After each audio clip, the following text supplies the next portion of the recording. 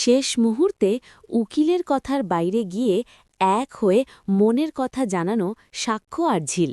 হ্যাঁ বন্ধুরা, ভোলে বাবা পার কারেগা সিরিয়ালে এমনটাই দেখতে চলেছি। শেষ মুহূর্তে উকিলের কথার জট খুলে যেতে পারে সব ভুল বোঝাবুঝি। ডিভোর্সের সিদ্ধান্ত থেকে সরে এসে অবশেষে নিজেদের মনের কথা প্রকাশ করতে পারে সাক্ষ্য আর ঝিল। ঠিক এমনই এক চমকপ্রদ মোড় আমরা দেখতে চলেছি আগামী ভোলে বাবা পার কারেগা পর্বে। অনেক নাটকীয়তার পর ঝিল সাক্ষ্যর হাত ধরে কোর্টে হাজির হয়। দুজনের ডিভোর্সের শুনানি শুরু হওয়ার কথা, কিন্তু গাড়ি থেকে নামার সাথে সাথে ঝিল হঠাৎ অসুস্থ হয়ে পড়ে। তখন নিজেকে সামলাতে না পেরে সাক্ষ্য নিজেই ঝিলকে আগলে ধরে কোর্টের ভিতরে নিয়ে যায়। ভিতরে ভিতরে সাক্ষ্যর মলি চলছে তুমুল ঝড়। সে কোনোভাবেই ঝিলকে ছেড়ে দিতে চাইছে না, কিন্তু ঝিল সাক্ষ্যর অনুভূতি বুঝতে রাজি নয়। ভুল বোঝাবুঝির কারণেই সে সাক্ষ্যকে ডিভোর্স দেওয়ার সিদ্ধান্তে অনড় থাকে। অন্যদিকে সাক্ষ্য ঝিলকে ভুল বুঝে ধরে নেয় যে ঝিল হয়তো অন্য কাউকে ভালোবাসে, অথচ বাস্তবটা একেবারেই আলাদা। ঝিল আজও সাক্ষ্যকে ভালোবাসে বলেই এতটা অসুস্থ হয়ে পড়ছে, কিন্তু সেই সত্যটা কেউই স্পষ্ট করে বুঝতে পারছে না।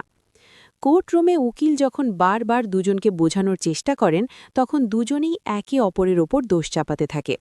ঝিল বলে তার বিয়ে নাকি ঠিক হয়ে গেছে, আর সাক্ষ্য দাবি করে ঝিল অন্য কাউকে ভালোবাসে।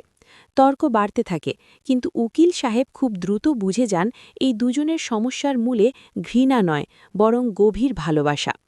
হঠাৎ উকিল প্রশ্ন করেন, তাহলে আপনারা কি একে অপরের ক্ষতি করতে চান, তাই কি আলাদা হতে চাইছেন? এই কথায় রেগে গিয়ে ঝিল বলে ওঠে, এটা একেবারেই ভুল কথা, আমি ওনাকে ভালোবাসি, আমি কেন ওনার ক্ষতি করতে যাব?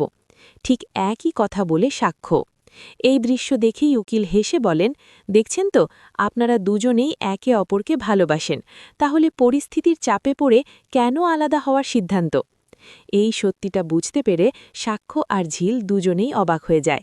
মুহূর্তের মধ্যে সব ভুল বোঝাবুঝি ভেঙে যায়, আর তারা একে অপরকে জড়িয়ে ধরে। তো বন্ধুরা, যদি শেষ মুহূর্তে উকিলের কথায় ডিভোর্স বাতিল হয়ে আবারও কাছাকাছি আসে ঝিল আর সাক্ষ্য, এই টুইস্টটা তোমাদের কেমন লাগবে?